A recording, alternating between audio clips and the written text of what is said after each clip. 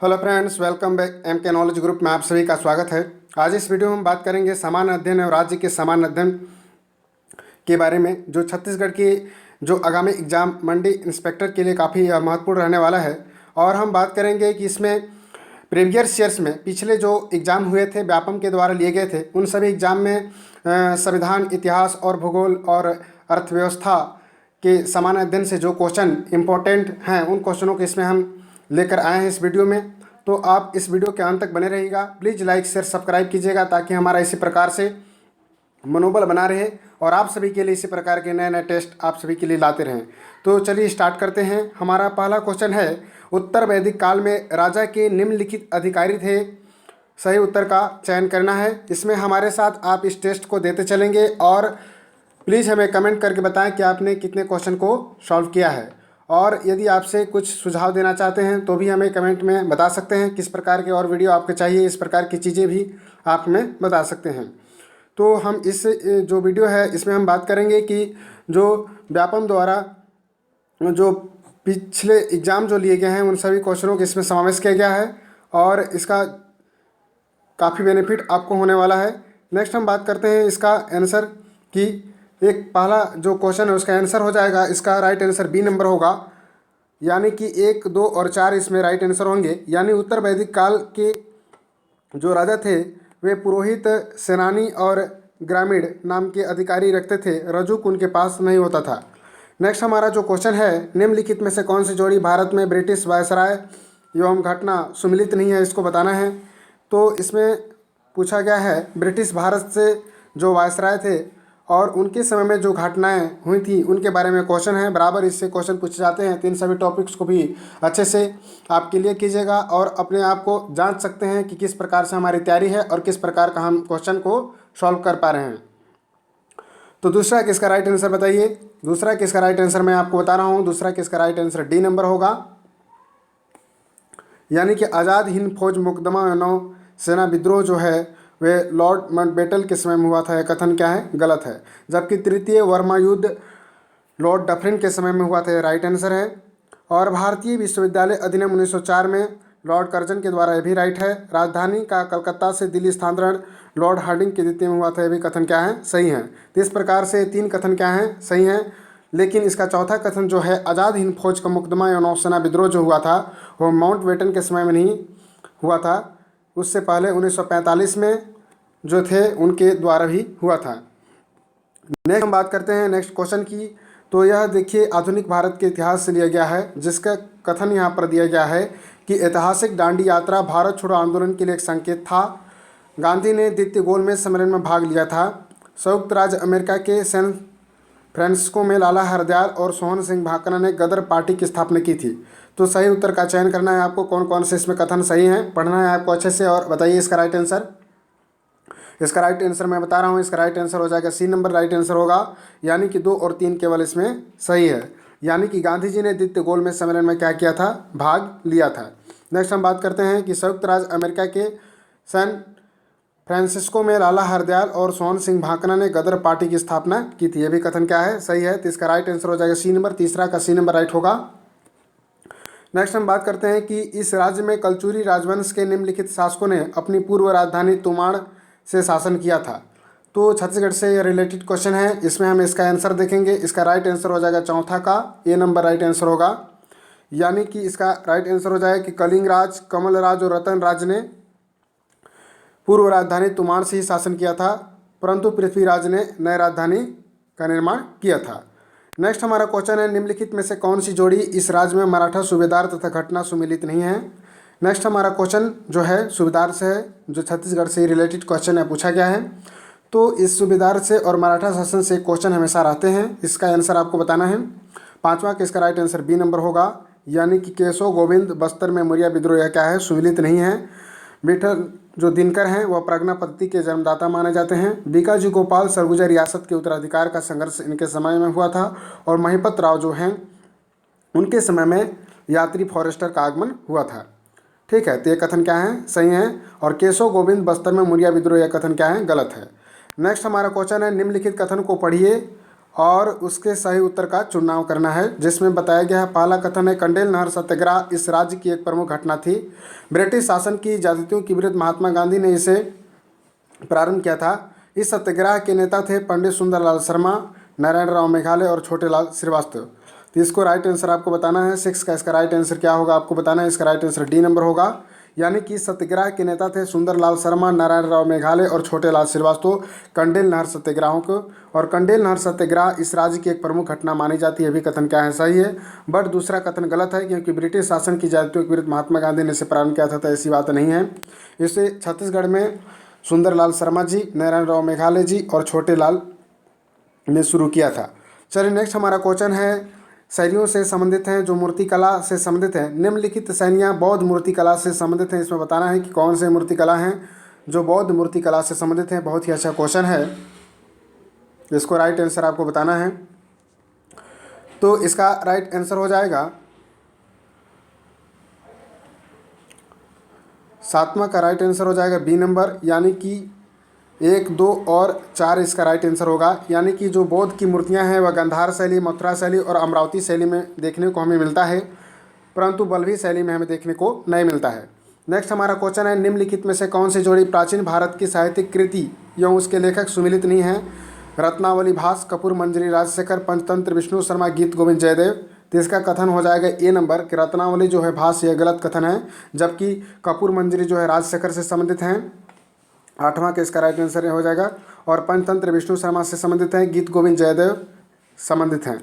Next हमारा question है निम्नलिखित कथनों को पढ़िए। 19वीं शताब्दी में भारत में सांस्कृतिक पुनर्जागरण हुआ, अनेक समाज सुधारक आंदोलनों का सूत्रपात हुआ। सांस्कृतिक पुनर्जागरण ने राष्ट्रीय चेतना का मार्ग प्रशस्त किया है। 9 का इसका राइट आंसर ये नंबर होगा। तीनों कथन क्या हैं सही हैं, क्योंकि 19वीं शताब्दी में भारत में सांस्कृतिक पुनर्जागरण हुआ था और उनके समय में हम बात करें तो ब्रह्म समाज की स्थापना के द्वारा भारत में राजा राम मोहन राय ने सर्वप्रथम 19वीं शताब्दी में भारत में सांस्कृतिक पुनर्जागरण कहा जाता है और उन्हें पुनर्जागरण के जन्मदाता के नाम से भी हम जानते हैं। अनेक धार्मिक समाज सुधारक भी उसमें हुए और अनेक समाज सुधारक आंदोलनों का सूत्रपात हुआ। सांस्कृतिक पुनर्जागरण ने राष्ट्रीय चेतना का मार्ग भी प्रशस्त किया था। नेक्स्ट इसमें क्वेश्चन है कि इस राज्य के प्रसिद्ध स्वतंत्र संग्राम सेनानी सुंदरलाल शर्मा की निम्नलिखित में से कौन कौन सी ऐसी कृतियां हैं, इनको बताना है। तो 10वां का इसका राइट आंसर ये नंबर होगा, यानी कि दान लीला, प्रहलाद चरित और धुर चरित, ये तीनों जो रचनाएं हैं वह सुंदरलाल शर्मा जी से संबंधित हैं। नेक्स्ट क्वेश्चन है सूची 1 और सूची 2 से सुमिलित करें। इस राज्य की प्रमुख कलाकार है उनका क्षेत्र। सूची 1 में कलाकार हैं, सूची 2 में क्षेत्र दिया है।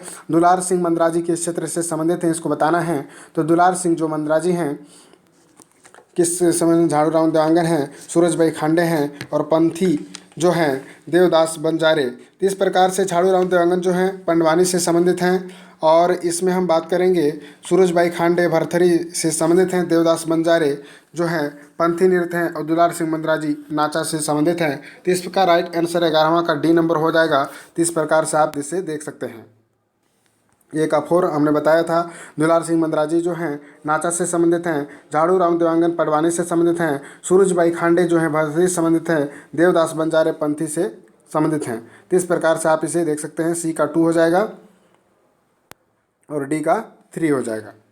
नेक्स्ट यहाँ पर क्वेश्चन है निम्नलिखित में से कौन सी जोड़ी इस राज्य की प्रमुख लोक संस्था तथा संस्थापक नहीं है।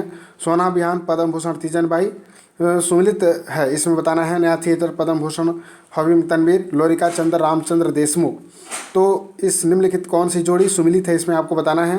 तो लोरिक चंदा जो है रामचंद्र देशमुख, नया थिएटर पद्म विभूषण स्वर्गीय हबीब तनवीर। तो इसका राइट आंसर 12 का हो जाएगा, सी नंबर राइट होगा। यानी कि केवल एक कथन सी कथन सही है कि नया थिएटर जो था वह पद्म भूषण स्वर्गीय हबीब तनवीर जी के द्वारा वो संस्थाएं थीं और उनके द्वारा ही संस्थापक थे। नेक्स्ट हम बात करते हैं कि इस राज्य की जनजाति गौड़ का मूल कौंड निम्नलिखित में से किस भाषा से निकलता है। तो 13 का इसका राइट आंसर ए नंबर होगा, यानी कि तेलुगु भाषा से निकलता है। गौड़ जो होते हैं कौंड, ये तेलुगु भाषा से लिया गया है। नेक्स्ट क्वेश्चन है सूची 1 और सूची 2 को सम्मिलित कीजिए। जनजातियाँ यहाँ पर दिया गया है और उनके लोक नृत्य दिए गए हैं। तो इस प्रकार के क्वेश्चन पूछ लिया जाता है। तो इसका राइट आंसर हो जाएगा कि मुरिया जो जनजाति है वह ककसार नृत्य करती है। इसका राइट आंसर हम बता रहे हैं। 14 का इसका राइट आंसर बी नंबर होगा, यानी कि ए का 2 नंबर होगा। मुरिया जनजाति ककसार नृत्य करती हैं। माडिया जो होता है आपका गौर नृत्य के लिए प्रसिद्ध है और धुरवा जो है वो पर्व नृत्य के लिए प्रसिद्ध है और उरांव जो है आपका सरहुल नृत्य के लिए प्रसिद्ध है। नेक्स्ट हम बात करते हैं कि निम्नलिखित में से कौन सी जोड़ी इस राज्य की जनजातीय कलाकार उनका क्षेत्र सुमिलित है। तो 15 का इसका राइट आंसर आपको बताना है। तो इसमें सुमिलित आपको बताना है कि कौन से जनजातियों कलाकार उनका क्षेत्र सुमिलित है। तो इसका राइट आंसर हो जाएगा सी नंबर। जयदेव बघेल जो है परंपरागत पाषाण शिल्प कला के लिए प्रसिद्ध है। तो इसका राइट आंसर हो जाएगा जयदेव बघेल। नेक्स्ट हमारा क्वेश्चन है भारतीय मानक समय रेखा ग्रीनविच मध्य समय से कितना आगे है। तो इससे 5.5 घंटा आगे है। बहुत ही आसान क्वेश्चन है। निम्नलिखित में कौन सी गैस हरित गृह नहीं है। तो हरित गृह जो मीथेन है, ओजोन है, ट्रोपोस्फियर, नाइट्रिक ऑक्साइड है, नियोन है। तो इसमें राइट आंसर हो जाएगा नियोन जो है गैस है जो हरित गृह प्रभाव के अंतर्गत गैस नहीं आता है। जब सूर्य और चंद्रमा एक सीधी रेखा पर होते हैं तो उच्च ज्वार आता है। कथन 2 है 24 घंटे में 2 बार ज्वार आते हैं। तो इसका बताना है कौन सा कथन सही है। 18 के इसका राइट आंसर ए नंबर होगा। 1 और 2 दोनों कथन व्यक्तिगत सही हैं तथा 1 और 2 की सही व्याख्या भी करता है, क्योंकि जब सूर्य और चंद्रमा एक सीधी रेखा में होते हैं तो उच्च ज्वार आता है और 24 घंटे में 2 बार ज्वार, एक बार भाटा और एक बार ज्वार आता है। नेक्स्ट हम बात करते हैं निम्नलिखित में से कौन सा इंद्रावती नदी के सहायक नहीं है। तो यह नदी से बहुत ही अच्छा क्वेश्चन है। सबरी नदी, नारंगी नदी, निब्रा नदी और नंदीराज नदी। 19 का इसका राइट आंसर ये नंबर होगा। सबरी नदी जो है वह गोदावरी की सहायक है, इंद्रावती की सहायक नहीं है, जबकि नारंगी, निब्रा और नंदीराज इंद्रावती की सहायक है। देवगढ़ की पहाड़ी के उत्तर का क्षेत्र जो कहलाता है, क्या कहलाता है। तो इसका 20 का राइट आंसर ये नंबर होगा। बहुत अधिक वर्षा वाला क्षेत्र है देवगढ़ की पहाड़ी वाला क्षेत्र। गोदावरी नदी प्रणाली तथा महानदी प्रणाली अलग करती है। इसका राइट आंसर आपको बताना है। तो 21 के ये नंबर राइट होगा। गोदावरी नदी जो प्रणाली और महानदी प्रणाली है वह केश काल घाटी से संबंधित है। नेक्स्ट हमारा क्वेश्चन है वर्ष 2018-19 की प्रथम तिमाही में भारत के सकल घरेलू उत्पाद की वृद्धि दर क्या रहा है। तो इस प्रकार के करंट अफेयर से क्वेश्चन दिया है। तो 22 के इसका राइट आंसर सी नंबर होगा 8.2%। वर्ष 2018-19 के प्रथम तिमाही में भारत के चालू खाते में उच्च घाटे के प्रमुख कारण क्या रहा है। तो इसका 23 का राइट आंसर हो जाएगा उच्च व्यापार घाटा। तो इस प्रकार की क्वेश्चन को भी आप तैयार करते चलेंगे। भारत के लिए धारित विकास लक्ष्य के अंतर्गत 2030 तक मातृत्व मृत्यु अनुपात में प्राप्ति का क्या लक्ष्य है। 24 का इसका राइट आंसर सी नंबर होगा, यानी कि 70। इसका लक्ष्य रखा गया है कि 2030 तक जो है मातृत्व जो अनुपात को लाना है उसे 70 तक लाना है। वर्ष 2017-18 के इस राज्य के सकल घरेलू उत्पाद में स्थिर कीमतों पर किस क्षेत्र का योगदान अधिक रहा है। तो 25 का इसका राइट आंसर बी नंबर होगा, यानी कि द्वितीयक क्षेत्र का रहा है। नेक्स्ट यहाँ पर है वर्ष 2018-19 में चना का उत्पादन बढ़ाने हेतु प्रति एकड़ कितनी राशि प्रोत्साहन के रूप में यहाँ पर दिया गया है। तो 26 का इसका राइट आंसर बी नंबर होगा, यानी कि 1500 रुपये दिया गया है। इस राज्य में कितने जिलों को पूर्ण जैविक खेती के रूप में विकसित किया जाएगा। छत्तीसगढ़ राज्य से संबंधित क्वेश्चन है। 27 का सी नंबर होगा, यानी कि 5 जो हैं जिलों को इस प्रकार की योजना बनाई गई थी। विद्युत का अधिक उत्पादन होने के कारण कौन सा उद्योग इस राज्य में एकीकृत उद्योग में शामिल नहीं है। 28 का इसका राइट आंसर सी नंबर होगा, यानी कि सीमेंट उद्योग। इस राज्य में किस जिले के एकीकृत अधोसंरचना विकास केंद्र की स्थापना की जा रही है। तो इसका राइट आंसर हो जाएगा 29 का सी नंबर, यानी कि रायपुर। ठीक है। 31 मार्च 2018 तक जिला खनिज संस्थान न्याय कोष के अंतर्गत इस राज्य के कितने ग्राम आदर्श ग्राम के रूप में चिन्हित किए गए हैं। तो 30 का इसका राइट आंसर सी नंबर होगा, यानी कि 56 जो है आदर्श ग्राम के रूप में चिन्हित किया गया है। नेक्स्ट है राज्य द्वारा अनुसरणीय कुछ नीति तत्वों के विषय में सही क्या है। तो 31 का इसका राइट आंसर सी नंबर होगा, यानी कि पुरुष और स्त्री दोनों के लिए समान कार्य के लिए समान वेतन, पुरुष स्त्री कर्मकारों के स्वास्थ्य और शक्ति का दुरुपयोग न होने देना, बालकों और अल्पसंख्यक व्यक्तियों के शोषण से रक्षा करना, और इसमें समान सुविधा नहीं दिया गया। ठीक है। नेक्स्ट यहाँ पर क्वेश्चन है सही क्या है। राष्ट्रपति किसी संशोधन विधेयक पर पुनर्विचार के लिए संसद को कह सकता है। राष्ट्रपति किसी विधेयक पर पुनर्विचार के लिए संसद को कह सकता है। राष्ट्रपति मंत्रिपरिषद से किसी सलाह पर पुनर्विचार के लिए कह सकता है। राष्ट्रपति मंत्रिपरिषद से किसी मंत्री के निर्णय पर पुनर्विचार के लिए कह सकता है। तो 32 का इसका राइट आंसर क्या हो जाएगा, बी नंबर, यानी कि जो है राष्ट्रपति किसी संशोधन विधेयक पर, तो संशोधन विधेयक पर पुनर्विचार के लिए नहीं कह सकता है। तो यह कथन क्या है, गलत है। लेकिन राष्ट्रपति किसी वित्त विधेयक पर पुनर्विचार के लिए कह सकता है या संसद को वह बता सकता है, ये कथन सही है। राष्ट्रपति जो होता है वो मंत्रिपरिषद से किसी भी सलाह पर पुनर्विचार के लिए भी कह सकता है। राष्ट्रपति मंत्रिपरिषद से किसी मंत्री के निर्णय पर पुनर्विचार के लिए भी कह सकता है। तो 2, 3 और 4 कथन क्या हैं, राइट कथन है। नेक्स्ट क्वेश्चन है, राज्य विधानसभा के स्पीकर को पदच्युत करने के विषय में सही क्या है? 33 का इसका राइट आंसर आपको बताना है। 33 का राइट आंसर हो जाएगा आपका बी नंबर, यानी कि उसे एक संकल्प द्वारा पदच्युत किया जा सकता है स्पीकर को। और दूसरा इसका राइट आंसर हो जाएगा, सदन के तत्समय सदस्यों के बहुमत से पारित होना चाहिए। नेक्स्ट क्वेश्चन है, क्या सही नहीं है? एक सांसद जनपद पंचायत का पदेन सदस्य हो सकता है, एक राज्य विधानसभा सदस्य जनपद पंचायत का पदेन सदस्य हो सकता है। तो इसका राइट आंसर आपको बताना है। एक राज्य विधानसभा सदस्य जनपद पंचायत की सभी स्थायी समितियों का पदेन सदस्य हो सकता है, एक सांसद जनपद पंचायत की समस्त स्थायी समितियों का पदेन सदस्य हो सकता है, एक विधानसभा सदस्य जिला पंचायत की सभी स्थायी समितियों का पदेन सदस्य हो सकता है, जिला पंचायत के उपाध्यक्ष किन्हीं 2 स्थायी समितियों के सदस्य हो सकते हैं। 34 का इसका राइट आंसर हो जाएगा डी नंबर, यानी कि 4, 5 तथा 4, 5, 6 तथा 1 सही है। यानी कि यहाँ पर देखना पड़ेगा कि 1 सही है, यानी कि एक जो है कथन सही है। और यहाँ पर देखिए दिया हुआ। तो फ्रेंड्स, हमारा जो 36 क्वेश्चन है इसमें हम बताया गया है कि संघ की कार्यपालिका शक्ति राष्ट्रपति में निहित होगी। कार्यपालिका शक्ति का प्रयोग राष्ट्रपति स्वयं या अपने अधीनस्थ अधिकारियों के माध्यम से करेगा। संघ के रक्षा बलों का सर्वोच्च समादेश राष्ट्रपति में निहित होगा। भारत सरकार के समस्त कार्यपालिका कार्य राष्ट्रपति के नाम से किए हुए कहे जाएंगे। तो 36 का इसका राइट आंसर आपका हो जाएगा ए नंबर, इसमें राइट आंसर है। यानी कि 1, 2 और 3 इसमें सही है। यानी संघ की कार्यपालिका जो होता है वह राष्ट्रपति में निहित होता है। संघ की कार्यपालिका की शक्ति राष्ट्रपति में निहित होता है।